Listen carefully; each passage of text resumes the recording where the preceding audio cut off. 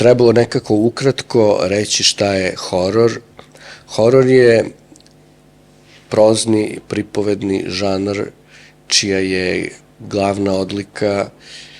prisustvo konzistentno i organizovano, tako ustrojeno, tih motiva koji se povezuju sa nadprirodnim, sa stravičnim, sa jezovitim, čija je cilj da, dakle, dosledno, ne u jednoj epizodi, ne na početku ili na kraju, u nekom raspletu, nego uopšte, da je čitavo delo,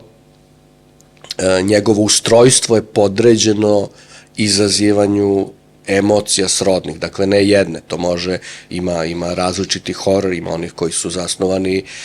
na iznenađenju, na preokretu, dakle da se u veći deo priče i nije neki horor, nego se kao priprema situacija, pa onda na kraju eksplodira. Ima onih koji kreću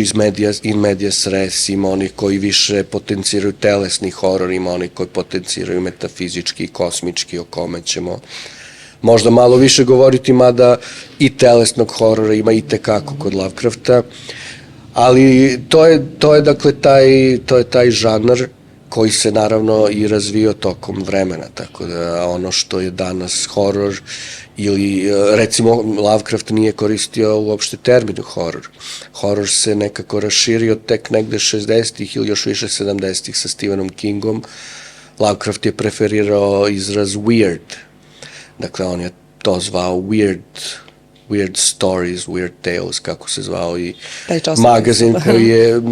koji je objavio, u kojem je on objavio veći broj svojih priča. Ali, kako god se zvalo, dakle, u nekoj praistoriji je to bio gotik, gotski roman, pa onda priča o duhovima, pa onda, Weird Tales, pa onda horror Stephena Kinga i Clivea Barkera,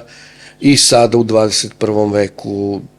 mislim, još uvek se koristi horor, ali je horor toliko proširio svoje granice žanra da je to i slipstream, i SF, i mainstream, dakle, te granice su se onako malo postale su difuzne, tako da mi ovo tvoje pitanje nekako profesorski onako strogo zvuči, definiši nabroj 5